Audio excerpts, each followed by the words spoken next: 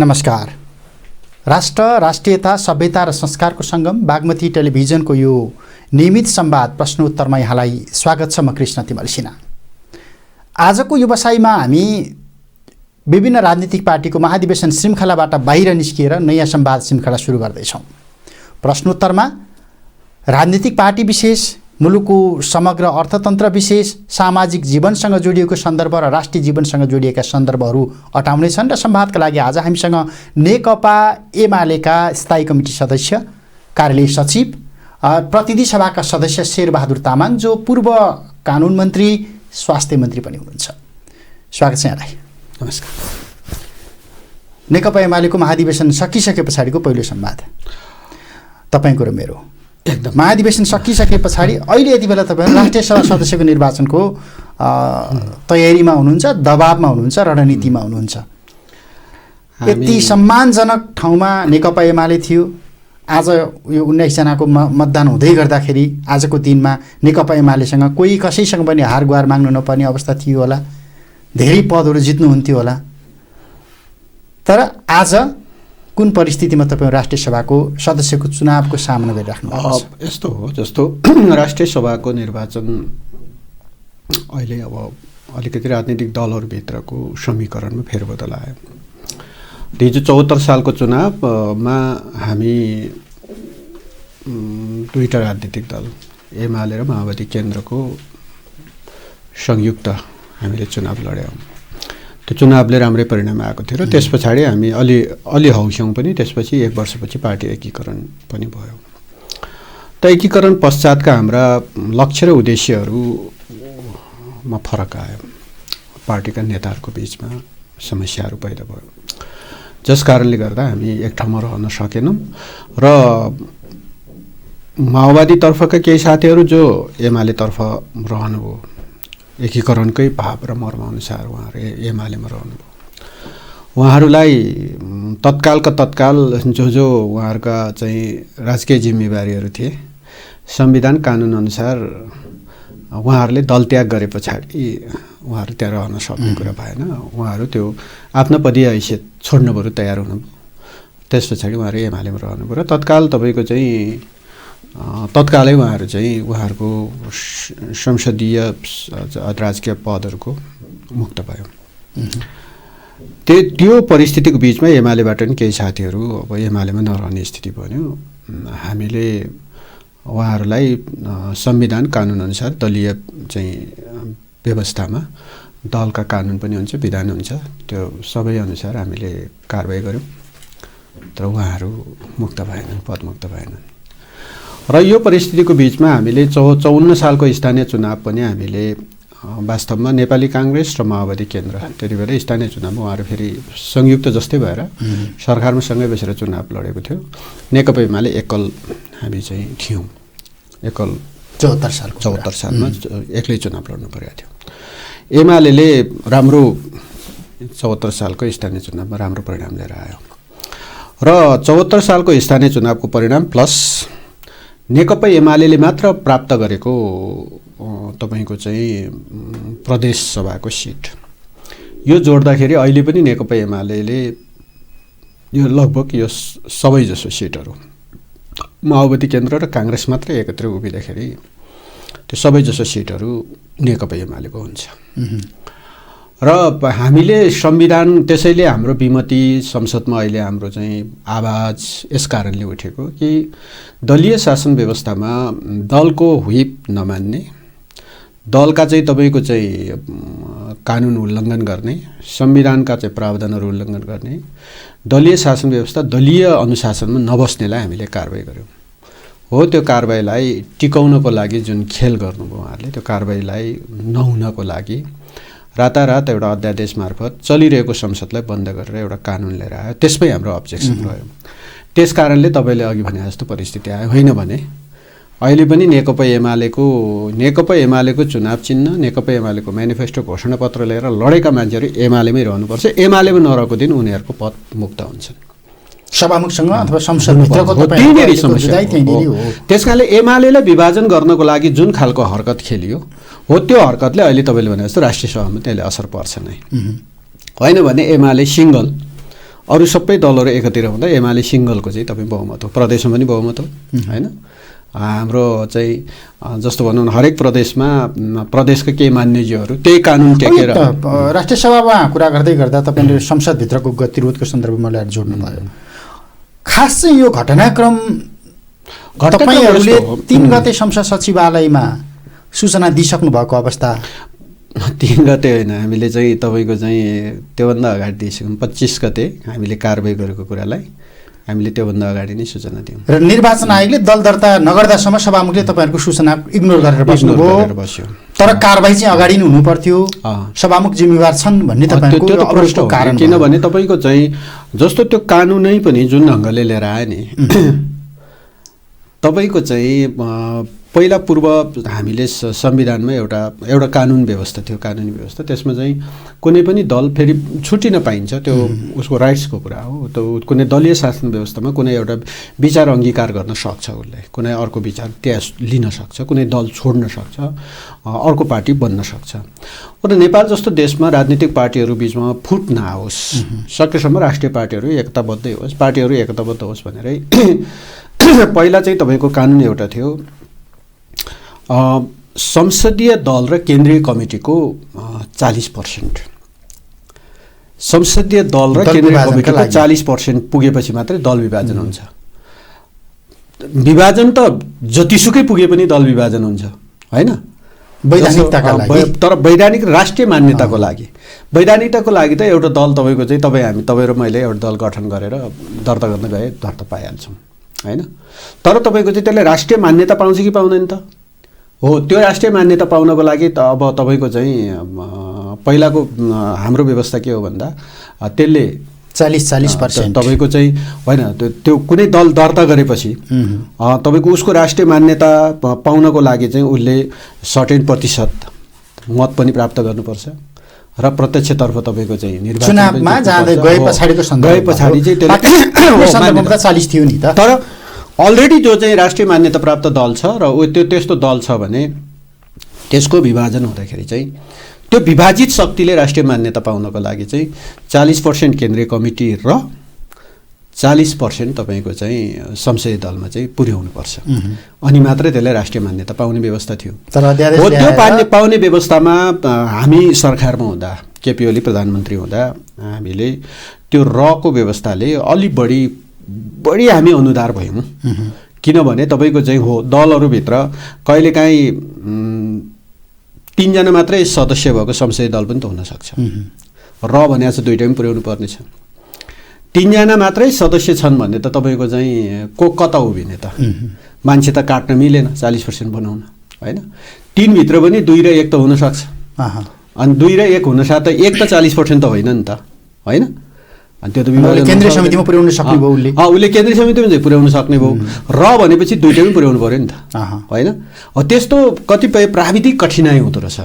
त्यो कठिनाइको बिचमा तपाईँको चाहिँ त्यस्तो नहोस् भनेर हामीले वा गरेर केन्द्रीय समिति अथवा संसदीय दल त्यो चाहिँ तपाईँको वा गरेर त्यो एउटा सहजताको लागि मात्रै हो हामीले त्यो एउटा विधेयक चाहिँ अगाडि बढायौँ। को होलो भयो त्यति बेला एकदम पार्टी फुटाउन लगाए के लगायो भनेर को होलो गरे के गरे होइन। अनि त्यसो भए ठिकै छ त, हामीले फेरि त्यो विथड्र गऱ्यौँ, फिर्ता गऱ्यौँ होइन। लक्ष्य थियो नि त्यति बेला तपाईँलाई होइन, आरोप त जे लगाए पनि हुन्छ। तर मैले जुन प्राविधिक कुराहरू बताएँ नि, कुरा यही थियो। 1 जना मात्रै संसदीय दलको सदस्य छ र अध्यादेश अथवा त्यो विधेयकको चर्चा नचलाइदिएको भए उपेन्द्र यादव र महेन्द्र ठाकुरहरूको पार्टी मिल्दैन थियो नि त होइन। तपाईँको चाहिँ मिल्या त रहन्छ नि त, अहिले पनि त फेरि फुट्नु भयो त उहाँहरू, नत्र किन मेरो पार्टी फुटाउनलाई ओलीले अध्यादेश आरोप किन लगाएको त केपी ओलीलाई? पछि के केपी ओलीले फुटायो त? त्यसो भए केपी ओलीलाई आरोप लगाए, हामीलाई फुटाउन खोज्यो, यस्तो गर्नु खोज्यो भन्ने, अनि मिल्नेतिर लगायो। गजब भएछ त झन्, हामीले त मिलाउनु पो लगाएछौँ त। अनि आरोप केपी ओलीले लाउने, आज कसले गरेर फुटायो त? त्यसो भए केपी ओलीले फुटाइदियो त अहिले। त्यसो भएको हुनाले आरोप लाउन सक्छन् मान्छे। महेन्द्र ठाकुर उपेन्द्र तर तपाईँको सरकारमा लगिदिनु भयो। एउटा कुरा चाहिँ के हो भने एउटा प्राविधिक कतिपय कठिनाइको कारणले हामी रको ठाउँमा वा गरौँ भनेर ल्याउँदाखेरि त्यत्रो कोलो भयो। पछि त तपाईँ 40%मा वा गरे भए पनि हुन्थ्यो होइन। इट्स ओके, त्यो चाहिँ एउटा सहजताको लागि ल्याएको भन्नु। 40% ठाउँमा 20 मा ल्यायो। 20 मा झारेपछि पनि वा गर्यो के केन्द्रीय समिति अथवा तपाईँको चाहिँ यो भने संसदीय दलमा 20%। राजनीतिक इतिहासमा सरासरी मैले चाहिँ के भने राजनीतिक डकैती हो यो हैन। अब त्यो ढङ्गले चाहिँ अगाडि बढेर आज हो एमालेमा रहन सक्ने स्थिति बनेन। केही साथीहरू अब 20% मा वा गरेर भयो भने पार्टी अर्को बनाउनु नै थियो, एमालेलाई फुटाउनु थियो, एमालेको सङ्ख्या घटाउनु थियो। खैर केही फरक परेन। आज 19 जना अब राष्ट्रिय सभाको निर्वाचन हुँदैछ। यो त पछि निर्वाचनपछि हामी ब्याजसहित सबै असुलिहाल्छौँ हैन। तर अहिलेको यसो सङ्ख्यामा 60 जना तलमाथि पर्ने भयो। केही 60 जना साथीहरूले नयाँ एउटा काम पाउनुहुन्छ कि अब मान्यको हैसियत पाउनुहुन्छ, केही फरक परेन। अब उहाँहरूले चाहिँ पाउँदै हुँदैन भन्ने कहीँ लेखेको छैन। कोही नयाँ साथीहरूको चाहिँ अबले जिम्मेवारी पाउनु होला, राष्ट्रिय सभा सदस्य पाउनु होला, बधाई पनि छ। तर तपाईँको चाहिँ जुन तरिकाले नेपालको राष्ट्रिय राजनीतिमा तपाईँको चाहिँ दलहरूको चाहिँ एउटा आन्तरिक एकता, त्यो दलहरूलाई बलियो बनाएर लाने र संविधान कानुनले पनि दलहरूलाई चाहिँ तपाईँको चाहिँ इन्ट्याक्ट राख्ने कुरालाई हामीले जुन ढङ्गले चाहिँ एउटा इन्फोर्स गरेर जानुपर्ने हो, दलहरूलाई चाहिँ विभाजन गर्ने, फुटाउने, त्यो पनि एउटा दललाई लक्षित गरेर हैन, एउटा दललाई लक्षित गरेर फुटाउने खालको चाहिँ जुन खालको खेल खेल्यो हो, यस कारणले आएका परिणामहरू हो। यो परिणामहरूलाई हामीले धेरै ठुलो कुरामा ठानेका छैनौँ। अब यो तपाईँले भनेकै शब्द सापट लिँदाखेरि संसदीय राजनीतिभित्रको डकैतीका विरुद्धमा जुन अहिले प्रतिनिधि सभाभित्र जे खालको परिदृश्यहरू देखाइराख्नु भएको छ नि, कहिलेसम्म यो चाहिँ हामीले एकदमै प्रष्ट हाम्रो कुरा छ कि हामीले के भन्यौँ भने यो सबै विषयहरूको उपर सत्तापक्ष र प्रतिपक्षको वार्ता जरुरी छ। वार्तामा जानुहुन्न, बहिष्कार गरिदिनुहुन्छ? वार्ता डाकेकै छैन, सत्तापक्ष र प्रतिपक्षको वार्ता बसेको छैन। पछिल्लो पटक बालटारको बैठक बहिष्कार गर्नु तपाईहरुले? त्यो वार्ता होइन, त्यो सत्तापक्ष र प्रतिपक्षको वार्ता होइन। त्यो हाम्रो माग सत्तापक्ष र प्रतिपक्षको वार्ता हो। त्यो वार्तामा एजेन्डाहरू छन्, ती एजेन्डाहरू उपर छलफल हुन्छ र त्यहाँबाट निस्केको निष्कर्षको आधारमा त्यो सबै प्रक्रियाहरू अगाडि बढ्छ। अहिले उहाँहरूले सत्तापक्ष र प्रतिपक्षको वार्ता डाकेको छैन, सर्वदलीय नामको बैठक डाक्छन् कहिलेकाहीँ। त्यो बैठकमा एमालेलाई साक्षी बस्न बोलाउँछ र बैठकमा निर्णय गर्छ एमालेको विरुद्ध अझ सशक्त ढङ्गले, सङ्गठित ढङ्गले मार्शल लगाएर भए पनि तपाईँलाई निकालेर भए पनि संसद चलाउने भन्ने खालको निर्णय आइराखेको छ, अगाडि बढाउने भन्ने उहाँहरू निर्णय गर्नुहुन्छ। त्यो निर्णय गर्ने बैठकमा अनि एमालेलाई डाक्नुहुन्छ क्या। त्यहाँदेखि त्यस्तो बैठकमा हामी सहभागी हुँदैनौँ। जुन बैठकमा तपाईँको चाहिँ एउटा जुन दलको मर्यादा छैन, जुन बैठकमा तपाईँको चाहिँ एउटा खास गरी दलीय शासन व्यवस्थामा प्रतिपक्षी दलको जुन हैसियत हुन्छ त्यो हैसियतको चाहिँ मर्यादा हुँदैन, त्यो ठाउँमा हामी हुँदैनौँ।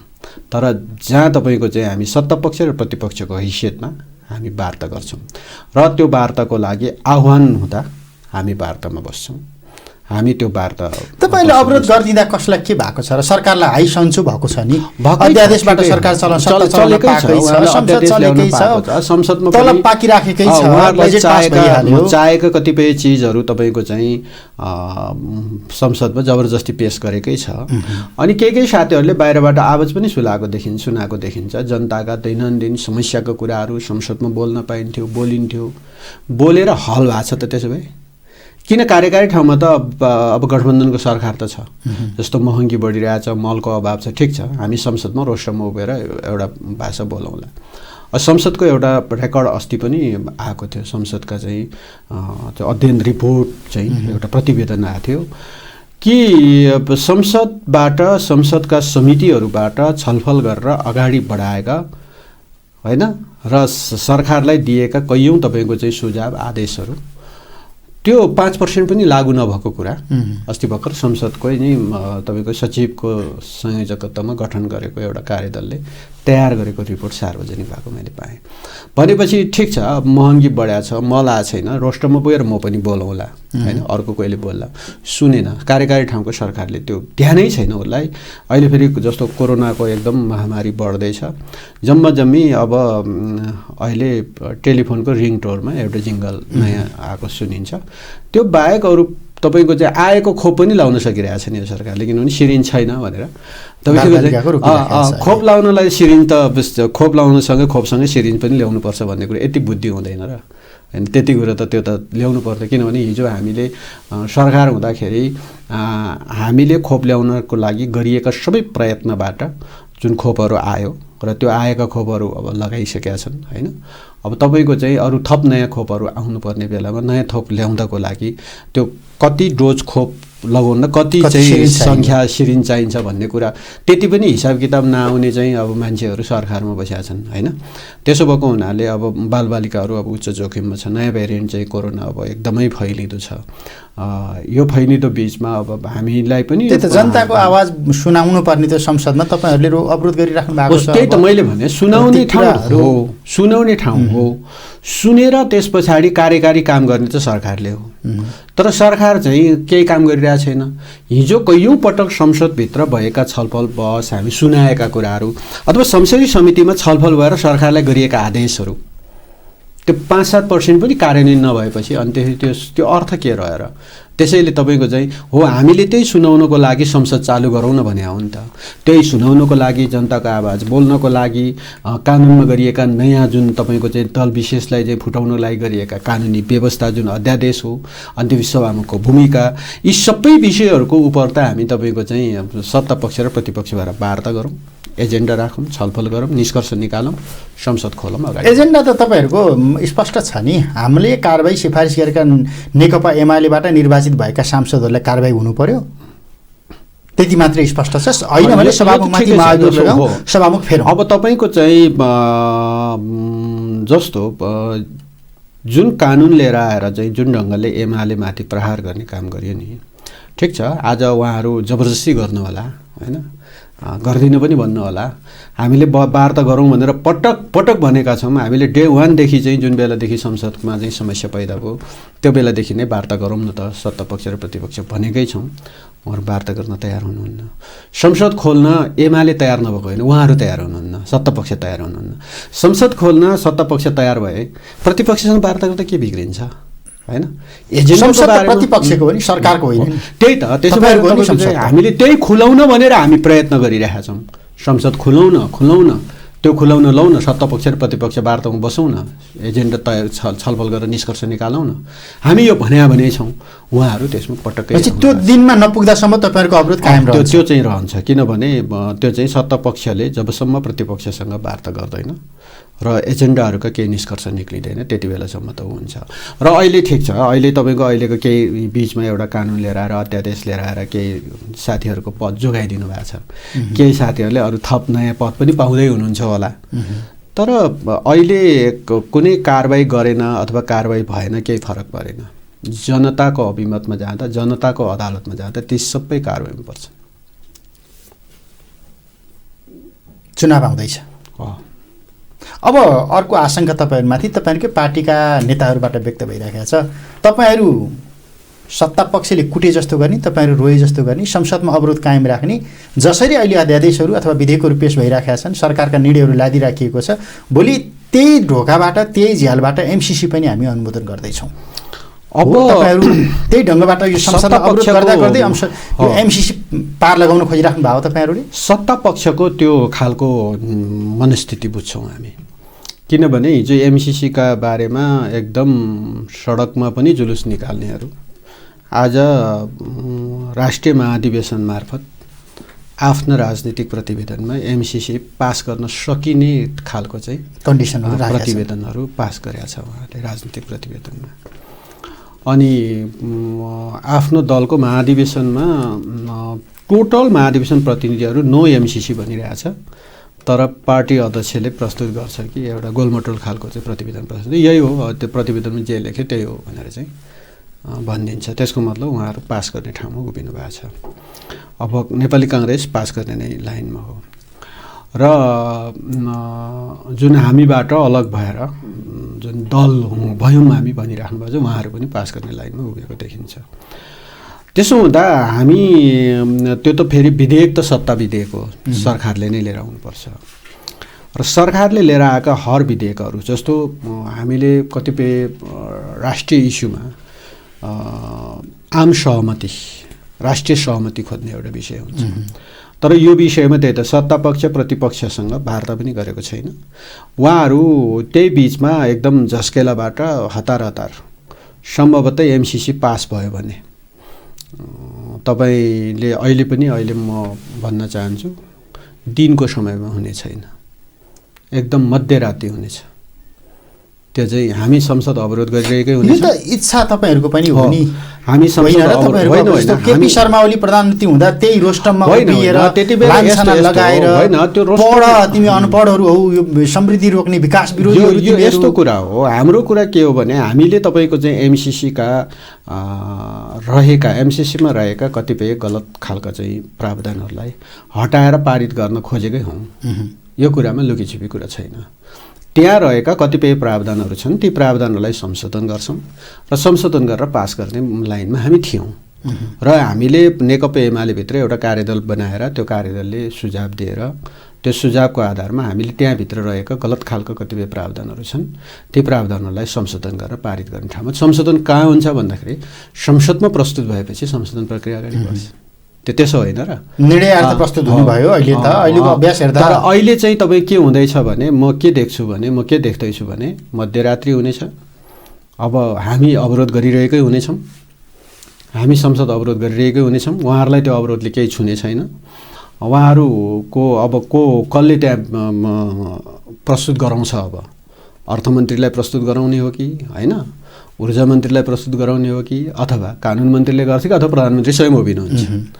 अनि त्यो जवाफ दिन उभिएको मन्त्रीज्यूले वा प्रधानमन्त्रीज्यूले भन्नुहुनेछ एमसीसीमा कतिपय प्रश्नहरू उठेका छन्, कतिपय विषयहरूमा शीर्षकहरूमा प्रश्न उठेका छन्।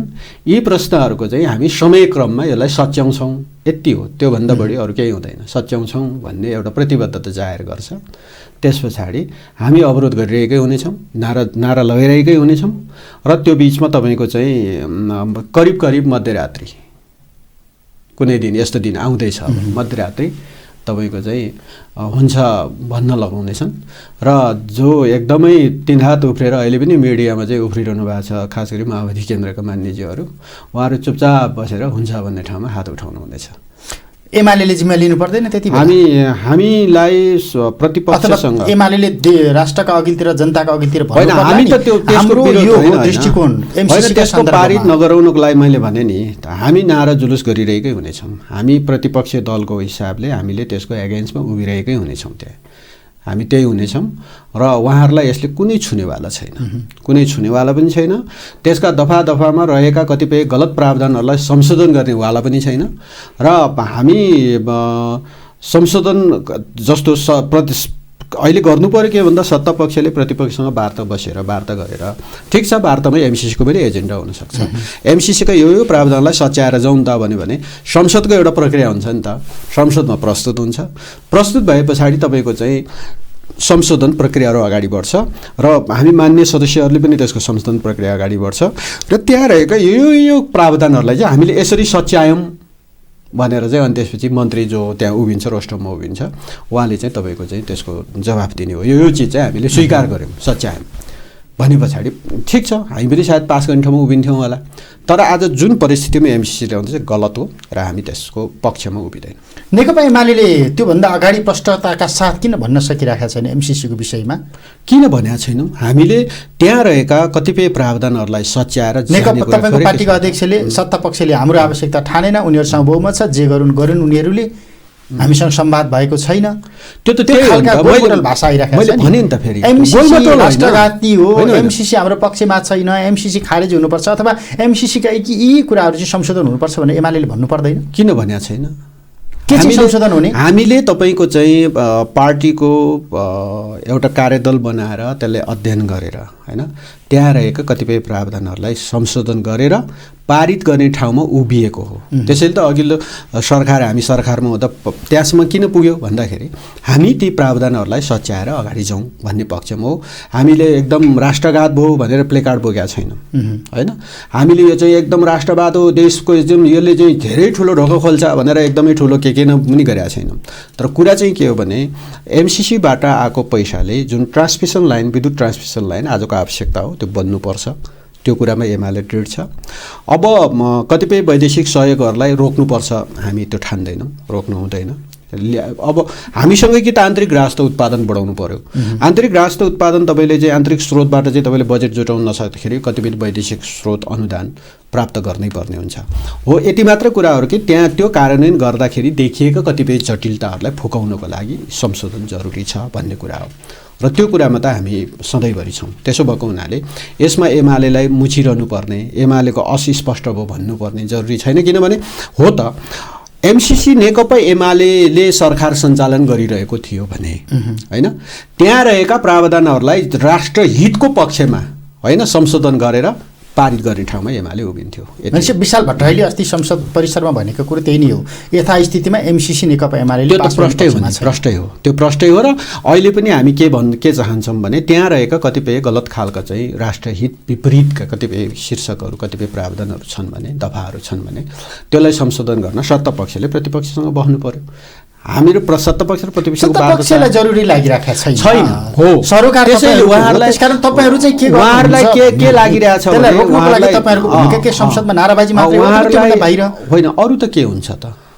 सडकमा आवाज उठिरहेको छ, उठिरहेको छ, एकदम धन्यवाद छ, मोर्चाबन्दी छ, सडकमा आवाज उठाउनेहरूलाई धन्यवाद छ। प्रतिक्रियाविहीन हुनुहुन्छ फेरि? हामी किन प्रतिक्रियाविहीन छौँ र हामी आफ्नो तर्फबाट आफ्नो पार्टी यत्रो चाहिँ मुलुकको नेतृत्व गरिरहेको राजनीतिक पार्टीले आफ्नो कतिपय राष्ट्रिय बहसमा आफ्नो कन्सर्न नजनाएर बस्छ र? त्यसो भएको हुनाले हामी त के हो भने, हो एकदमै यो टोटल 100% राष्ट्रघात हो भनेर जुन ढङ्गको आवाज छ, यो आवाजमा हामी 100% सहमति छैन। हाम्रो के हो भने हामी त्यसमा आंशिक सहमति हो। किनभने त्यहाँभित्र रहेको कतिपय राष्ट्रहित विपरीतका प्रावधानहरूलाई होइन, राष्ट्रको मूलत तपाईँको राष्ट्रको संविधान, राष्ट्रको सार्वभौम सत्ता होइन, नेपाली जनताको चाहिँ जुन अधिकार छ होइन, मतलब यी यस्ता कतिपय कुराहरूलाई त्यहाँ त्यो सम्झौताले, अथवा त्यो सम्झौता पनि होइन, त्यो एउटा अनुदान र सहयोग हो र त्यो सहयोग सञ्चालन गर्दाखेरि त्यसलाई अपमानित गर्न हुँदैन। तपाईँहरूले लिखित रूपमा संसद सचिवालयमा विपक्षी दलले एउटा फरक मत चाहिँ पेश गरेको थियो भनेर एउटा रेकर्ड राख्न सक्नुहुन्थ्यो नि? होइन, यो राख्ने चाहिँ विधि हुन्छ। त्यो विधि चाहिँ कतिखेर हुन्छ भने संसदमा प्रस्तुत भएपछि अनि हामीले हाम्रा कार्यसूची बाहिरका शीर्षकहरू आएर संसदमा टेबल भइराखेका छन्। होइन, तपाईँले त्यो विधि कुरो थाल्नु भयो भने त त्यस्तो हुँदैन। त्यस्तो के हुन्छ भने कि त हामीले अर्को विधेयक, गैर सरकारी विधेयक दर्ता गर्नुपर्छ होइन। तपाईको चाहिँ हामी यसको पक्ष विपक्षमा कुनै विधेयकै बनाएर नयाँ विधेयक दर्ता गर्ने ठाउँमा हामी छैनौँ। हामी पार्लियामेन्टमा त्यो आइसके पछाडि पार्लियामेन्टमा छलफलको बेला हो, तपाईँले अघि भने जस्तो सत्तापक्ष छलफलै गर्न चाहिरहेको छैन होइन। छलफल गरेपछि त त्यसको गलत चिजहरू त निस्किन्छ नि त पार्लियामेन्टमा। त्यही भएर उहाँ हो तपाईँले अघि भने जस्तो कुटे जस्तो गरेर रोए जस्तो गरेर भने जस्तो कुरा पनि कता कता त्यो चाहिँ अभिव्यक्त भइरहेको छ, मिलिया जस्तो नि देखिन्छ। किनभने ऊ छलफलै गर्न चाहिरहेको छैन। ऊ जब छलफल गर्यो भने त तपाईँको चाहिँ त्यसका चाहिँ गलत चिजहरू त बाहिर आउँछ होइन। किन पार्लियामेन्ट मेम्बरहरूले त्यता त प्रश्नसँग लगभग आइसकेकै छ, त्यसमा के छ गलत त्यो त यस्तो बाहिर आयो भने जस्तो तपाईँको चाहिँ सडकमा आयो के आयो यो डर छुँदैन होइन। सुन्यो कसैले, थाहा पाए जनताले, यति मात्रै हो। तर पार्लियामेन्टमा तपाईँको चाहिँ पार्लियामेन्ट मेम्बरले बोलेको कुरो त इतिहासमा त्यो काहीँ न काहीँ रेकर्डेड भएर बस्छ होइन। त्यो त सरकारी दस्तावेजमा रेकर्ड हुन्छ होइन। त्यो रेकर्ड हुनको लागि आउने चिज र हामीले अब नारा जुलुस प्लेकार्ड गर्ने कुरा अलिक फरक पर्छ। त्यसमा त्यो रेकर्डेड हुने कुरामा सरकार चाहिरहेको छैन। तपाईहरु पनि अब यसै गरी बस्ने हो त? तपाईहरुको रेकर्ड पनि नराख्ने हो? भोलिका दिनमा एउटा ठाउँमा जसरी महाकालीको एउटा तपाईलाई दाग लागिरहेको हामी पनि एउटा उसमा छौँ। जस्तो हामीले पनि जस्तो भनौँ न कतिपय इस्युहरूमा हामीले हाम्रा कुराहरू राख्यौँ, दर्ज गऱ्यौँ होइन। त्यो कुरालाई अगाडि आओस् भनेर हामीले पार्लियामेन्टमा अलि सामूहिक रूपमा हामीले आवाजहरू राखिरहेका छौँ। त्यसो हुँदाखेरि सम्भवतः कुनै बेला यस्तो बेला पनि आउला कि यो मुलुकमा नयाँ राजनीतिक परिस्थिति सिर्जना भएर आउला होइन, त्योतर्फ कतिपय चिजहरू अब अगाडि बढ्न पनि सक्छ होइन। नयाँ राजनीतिक समीकरण, नयाँ राजनीतिक परिघटना होइन, नयाँ राजनीतिक कोर्समा मुलुक अगाडि जान पनि सक्छ। र समाजवादी र माओवादीलाई सरकारबाट निकालिदियो, काङ्ग्रेसलाई हामी समर्थन गर्छौँ, होइन बाहिरको अनुमानका कुरा हुन्। तर तपाईको चाहिँ मूलत तपाईको चाहिँ जुन ढङ्गले अहिले मुलुकले चाहिँ निकास चाहिने हो, यो निकास चाहिँ सत्तापक्षकै कारणले भइरहेको छैन। सत्तापक्षकै कारणले मुलुकले राम्रो निकास पाइरहेको छैन र तपाईको चाहिँ एक खालको अनिर्णयको बन्दी सबै तीनटै राज्यको तीनटै अङ्ग तपाईको चाहिँ न्यायालय त्यस्तै भइरहेछ, कार्यपालिका एक हिसाबले चल्नै सकेको छैन, उहाँले चलाउनै सक्नु भएको छैन। व्यवस्थापिकाको त सबैलाई थाहा छ हालत छ, त्यस्तो छ। जब तीनटै अङ्ग चाहिँ तपाईँ डिफङ जस्तो चल्दै नचल्ने एक खालको चाहिँ त्यो किङ कर्तव्य विमूढ भन्छ नि, त्यस्तो खालको अवस्थामा पुगेपछि यसको निकास भनेको चाहिँ फ्रेस म्यान्डेट नै हो। त्यसो भएले त्यतातर्फ मुलुक जान सक्ने र छिटो त्यतातर्फ जान सक्ने सम्भावना छ। फ्रेस म्यान्डेटमा जानको लागि त्यति बेला काङ्ग्रेसलाई नेकपा एमाले फेरि ढाडस दिनु पर्यो नि, हामी छौँ, माओवादी र समाजवादी मानेन भने पनि हामी छौँ, हामी चुनावी सरकारको लागि हामी साथ दिन्छौँ भनेर। काङ्ग्रेसलाई म त्यसरी ठान्दैन, किनभने काङ्ग्रेस एउटा मुलुकको कसै न कसैको बैशाखी काङ्ग्रेस इतिहास बोकेको एउटा राजनीतिक पार्टी हो होइन। अब भर्खर महाधिवेशन सम्पन्न गरेको छ, बैशाखी टेकेर काङ्ग्रेस अगाडि हिँड्नुपर्छ जस्तो मलाई लाग्दैन होइन। अब काङ्ग्रेस किन हो अब बैशाखी टेकिराखेको छ होइन, अब उसले आफ्नो ताकत नबुझ्या हो कि, त्यसैले अब हामीलाई त जो बैशाखी टेकेर आऊ कि के डोकोमो बोकेर आऊ, हामीलाई मतलब भएन, हामी प्रतिस्पर्धा गर्छौँ उहाँहरूसँग। तर काङ्ग्रेस जतिको राजनीतिक पार्टी आज चाहिँ बैशाखी टेक्ने ठाउँमा उभिनु पर्यो होइन, बैशाखी टेक्ने ठाउँमा उभिनु पर्यो। दुईतिर दुईवटा बैशाखी र केही लट्ठीहरू पनि छन्, उहाँले टेक्न थाल्नु भएको छ, बैशाखी पनि छ लट्ठी पनि छ। त्यस्तो टेकेर काङ्ग्रेस जेन तेन अब हिँडिरहेको देखिन्छ। त्यसैले अब हो यस्तो स्थितिबाट मुलुक चाहिँ कति दिन तान्छ भनेको, कति दिन बोक्ला भारी होइन। त्यसैले यो परिस्थितिले मुलुकको जनताले न्याय पाएन। समृद्धि र विकासका महान एजेन्डा जुन लक्ष्य हाम्रो हुनु पर्थ्यो, हामीले परिवर्तनपछि त्यो एजेन्डामा हामी अगाडि बढ्नै सकेनौँ र हामी त्यही त आन्तरिक राष्ट्र उत्पादन बढाएर आन्तरिक स्रोत परिचालन गरेर हामीले 50-60 अरबको तपाईँको चाहिँ भनौँ न प्रोजेक्ट वैदेशिक सहायताको लागि नलिकनै हामीले सञ्चालन गर्न पनि सक्थ्यौँ होइन। तर तपाईँको चाहिँ त्यो ठाउँमा हामी रहेनौँ अहिले होइन। 50 करोड डलर दिँदाखेरि अब इक्विभ्यालेन्टको कारणले अरबमा परिणत भयो, त्यो नेपाली पैसामा कन्भर्ट गर्दा करोड त 50 करोडै हो। इक्विभ्यालेन्ट 1 रुपियाँ बराबर 1 डलर हो भने त 50 करोड न हो होइन। त्यस कारणले तपाईँको चाहिँ त्यस्तो कुरामा पनि हामी मारामार गरिरहेका छौँ होइन। त्यसो भएको हुनाले यो सबै चिजबाट अगाडि बढाएर मुलुकलाई तपाईँको चाहिँ एउटा समृद्धिको दिशामा अगाडि बढाएर जानुपर्ने ठाउँमा मुलुकको प्रमुख राजनीतिक पार्टी काङ्ग्रेस बैशाखी, दुईवटा बैशाखी छ, एउटा लट्ठी पनि टेकिरहेको देख्छु होइन। अनि नेकपा एमाले जो सबभन्दा पहिलो प्रमुख राजनीतिक पार्टी हो होइन, तपाईँको चाहिँ 1 नम्बरको पार्टी हो, सबैभन्दा बढी सिट उसैसँग छ, सबैतिर तपाईँलाई धोतिनो टोपी बनाइदिहाले। अनि हो त्यही पार्टी चाहिँ अहिले बाहिर हामी संसदमा नारा लाउने ठाउँमा छौँ होइन। मुलुक सत्ता सञ्चालन गरेर राज्य सत्ताको चाहिँ बागडोर समातेर तिम्रै कारणले भयो नि त पनि भन्लान् मान्छेहरूले, तिम्रै कारणले हो नि त, तिमीहरूकै कारणले, एमालेकै कारणले एमाले बाहिर गयो भन्ने पनि होला। तर घटनाक्रमले त्यस्तो देखिँदैन। एमालेलाई जसरी पनि बाहिर पठाउनको लागि गरिएका हरकतहरू, गरिएका सेटिङहरू, यो त सबै कुरा छर्लङ्गै भयो नि त, काम जतिकै छर्लङ्ग भयो। त्यसो भएको कारणले हो जनताले हामीलाई 74 सालमा म्यान्डेट दिएकै हो कि एमाले गर, त्यो अनुसार हामीले करिब 3.5 वर्ष हामीले चलायौँ पनि, गरेको पनि हो। भित्र विमति थियो, असहमति थियो, नारा थियो, जुलुस थियो, प्लेकार्ड थियो, पार्टीभित्र तछाड मछाड थियो, नेतालाई झिक्ने समितिको नेतालाई अविश्वासको प्रस्ताव थियो होइन। पार्टी अध्यक्षलाई चाहिँ आजै फ्याँकौँ कि भोलि नै घोग्रे ठ्याक ल्याउँ कि त्यस्तो खालको असहयोग थियो। तर पनि हामीले चलाइरहेकै थियौँ राम्रैसँग मुलुकलाई सञ्चालन गर्ने कुरामा। त्यो असहयोगको बिचमा पनि, बाहिरबाट असहयोग होइन, भित्रैको असहयोगको बिचमा पनि हामीले एक हिसाबले तान्यौँ, केही न केही कामको सुरुवात गऱ्यौँ, केही न केही जनतालाई तपाईँको चाहिँ यो मुलुकमा केही बन्दैछ है भन्ने कुराको चाहिँ एउटा आशा देखायौँ। लाखौँ युवाहरू जो विदेशमा छन्, तिमीहरू फर्केर आऊ, फर्केर आउँदाखेरि यहाँ ऋण पाइन्छ, त्यो ऋणबाट व्यवसाय गर, पैसा कमाऊ, मुलुकमै हुन्छ भन्न भ्यायौँ हामीले। विदेश नजाऊ, तिम्रो चाहिँ सर्टिफिकेट ढितो राखेर ऋण पाइन्छ, यही काम गर भन्नसम्म भ्यायौँ हामीले। कार्यक्रम गर्न भ्यायौँ हामीले, योजना बनाउन भ्यायौँ, बजेटमा राख्न भ्यायौँ। त्यस्तो बिचमा पनि हामीले चाहिँ तपाईँको विकास निर्माणका ठुल्ठुला आयोजनाहरूको सुरुवात गऱ्यौँ होइन। त्यस्तो बिचमा पनि हामीले त्यो हजारौँ हजार तपाईँको चाहिँ सडकहरूलाई तपाईँको चाहिँ हामीले चाहिँ स्तर उन्नति गर्ने, अगाडि गर्ने, कालोपत्रे गर्ने, यस्ता धेरै कामहरू पुनर्निर्माणका धेरै तपाईँको चाहिँ कामहरू हामीले सम्पन्न लगभग समय सकिएको छ। अन्त्यमा अब हुन त कुनै पनि प्रश्नको यस र नो हुँदैन। यो अहिलेको संसदबाट यो गतिरोधकै बिचमा एमसिसी पारित हुँदैछ? मैले अलि अघि नै सङ्केत गरिसकेँ, त्यही हुन्छ। गतिरोधकै बिचमा अझ समय पनि म बताऊँ, मध्यराति नै हुनेछ, दिउँसो हुने छैन, मध्यराति नै हुनेछ। हामी अवरोध गरिरहेकै हुनेछौँ। सत्ता पक्षले जबरजस्ती तपाईँको चाहिँ टेबल गर्नेछ, जबरजस्ती टेबल गर्ने। पारित भयो भनेर भन्दै गर्दा तपाईँहरूको भूमिका चाहिँ के हुँदैन? हाम्रो भूमिका हामी त्यसको विपक्षमा नारा लगाइरहेका हुनेछौँ। त्योभन्दा बाहेक केही पनि गर्दैन एमाले? घाँटी कठालो समाउन मिलेन के, कठालो समाउन मिलेन, पड्काउन मिलेन, गोली ठोक्न मिलेन, के गर्ने? र हामी त्यसको एगेन्स्टमा नारा लगाइरहेका हुनेछौँ।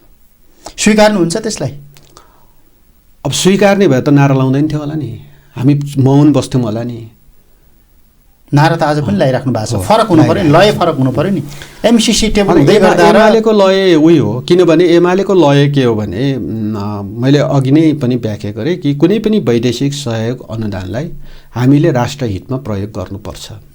राष्ट्रहितमा प्रयोग गर्दाखेरि राष्ट्रका हित हुने खालको कतिपय चाहिँ चिजहरू छन् भने यसको संशोधन गर्नुपर्छ, संशोधन गरेर अगाडि बढ्नुपर्छ र राष्ट्रहितमा हामी प्रयोग गर्छौँ।